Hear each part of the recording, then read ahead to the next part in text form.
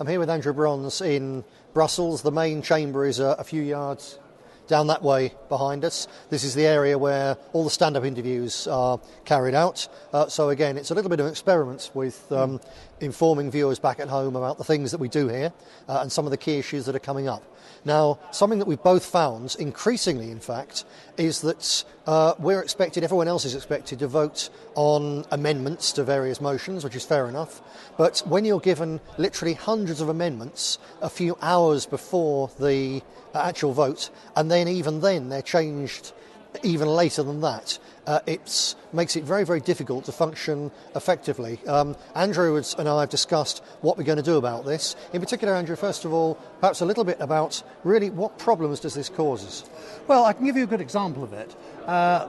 This morning in AFCO we had votes on the Citizens' Initiative. Not just one or two votes, we're talking about 100 or more votes on various amendments, quite complex ones. Well, yesterday afternoon we had what was then the latest voting list. I handed that over to one of my assistants who worked the whole afternoon on it. Then at 6:40 last night we heard that list had been superseded.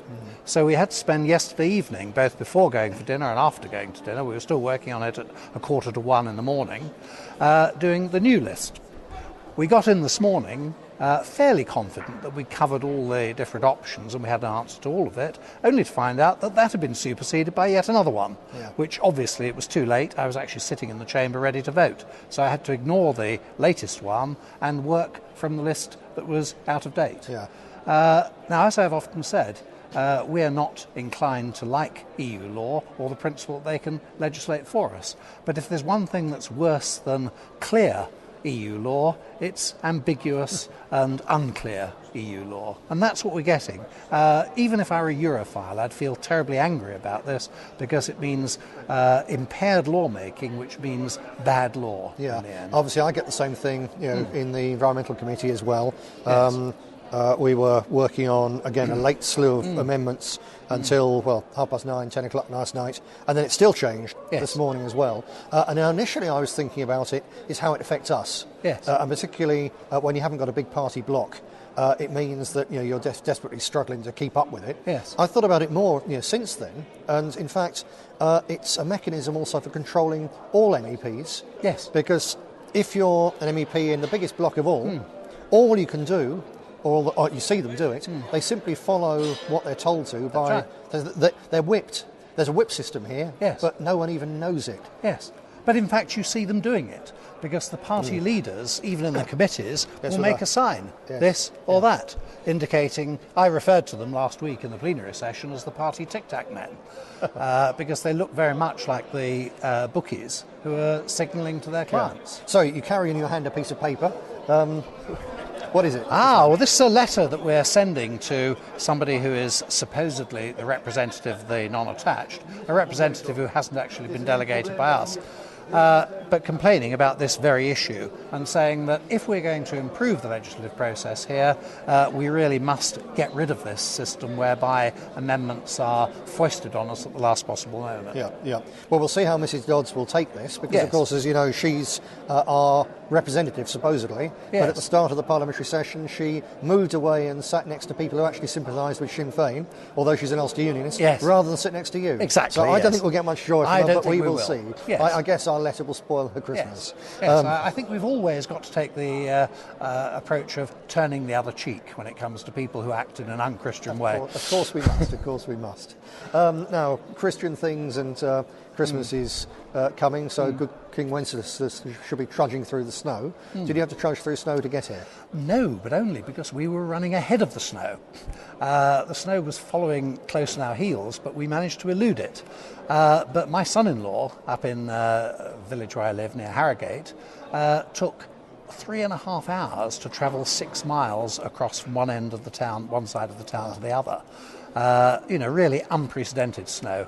I believe we blame it on global warming. Absolutely so. I was sent earlier on a piece I'm working on just now, actually, for an article for our website, a story from The Independent in 2000, a prediction by the climate change people at the University of East Anglia that children were going to grow up not knowing what snow was.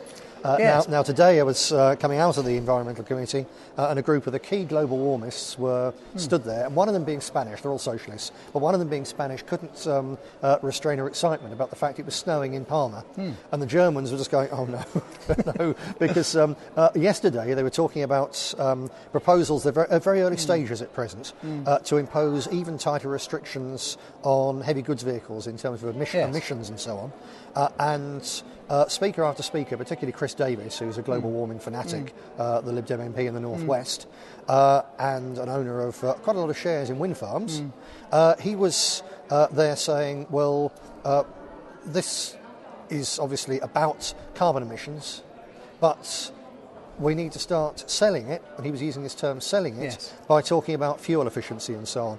And this was running through the whole thread of the Envy Committee. Everything they're doing is actually about global warming and carbon emissions, but they're having to change how they're selling it. That's right. It's an unfortunate debate in which they start with the conclusion, then they look for the evidence. And I'm afraid the evidence is becoming increasingly difficult to find. Well, they are preparing a second line of defence to this. They're now very seriously starting to say that, of course, it's not actually global warming, it's climate change, and that the cold weather is one of the consequences of climate change and global warming.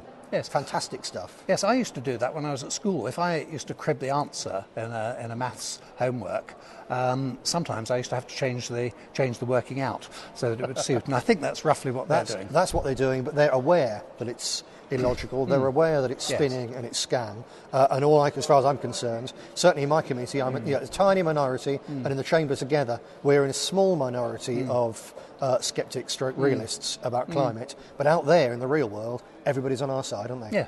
Yes, it's which only emphasises it's all about centralisation and control rather than about science. Yeah. So my committee has been a fair bit, as usual, about hot air and emissions. What have you been doing in, was it Constitutional Affairs? Well, in the Constitutional Affairs Committee, this has been about the Citizens' Initiative. As I say, we had to this is legislate on Citizens' Well, Initiative. it's sometimes described as a referendum.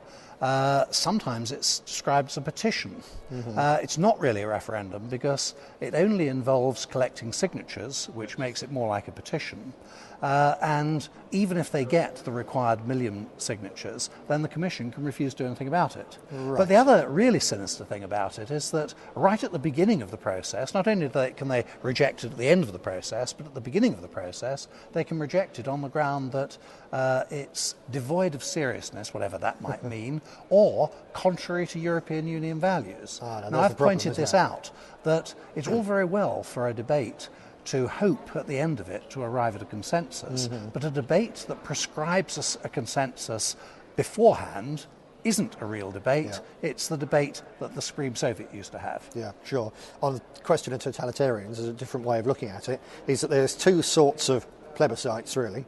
There's the Hitler sort, where the government knows they're going to win and they ask the question, and there's the Swiss Citizens' Initiative referenda model, whereby the people say the question they're going to ask, and then the politicians have to obey the results. And there's a huge difference, and it sounds like what they want here is going to be more on the Hitler model than the Swiss model, don't they? Well, I think it's something that's designed to appear like the Swiss model, but it isn't, in fact.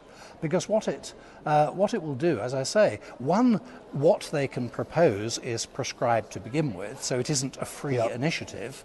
It's the citizens are being allowed to use their initiative to do what they're allowed to do, and nothing more.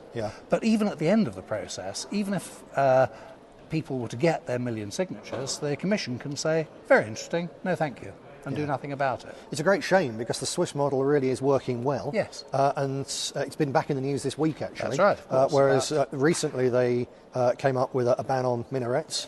And so this week another one. What is it this week? On immigration. Of course, that's it. Particularly removing those who are not citizens who've committed serious criminal offences. It's the expulsion of criminal immigrants, basically.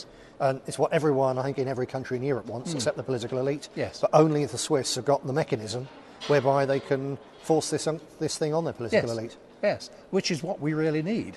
But what we're having instead is something that only appears to be a referendum. It isn't really. Yeah, indeed. Okay, well, that's good stuff. We can see the political elite up to their usual tricks. I think we can. And us doing what we can to, Yes. to thwart them. Yes. So one final thing on the political elite and us. Both Andrew and myself have pledged to give our pay rise of, I think it's a backdated pay rise on a basis of about £3,000 a year, providing 10 other MEPs in Britain from any other party or group of parties combine with us, then we will give that to pensioners' charities in our constituency, literally to help pensioners survive this cold weather. I've had no response yet from any MEP. Have you? No. So we await it. I would say fairly confident, Yes. gloomily, in the fact that they will not do what they should do. I think they'll respond as decently. quickly as they responded to your challenge over Haiti, which was Yes, not at all. Yes, indeed. In Haiti, I offered to give a day's wages to the Haitian relief charity if any other British MEP other than you would do the same thing. Not one did it. No. So I kept the money and they kept the money, but I was willing to give it. In this case, I very much hope that they will do it, but I doubt it. But challenge to any MEP watching this, come on, do the decent thing.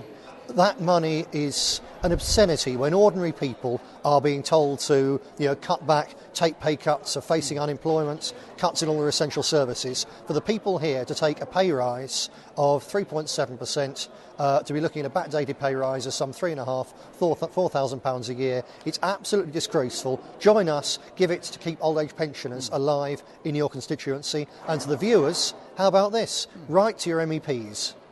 Get on the parliamentary website, click on the British map, find out who your local MEPs are, and write to each and every single one of them, reminding them of what Andrew and I are offering them, and asking them if they'll do the same. Thank you very much. Thank you.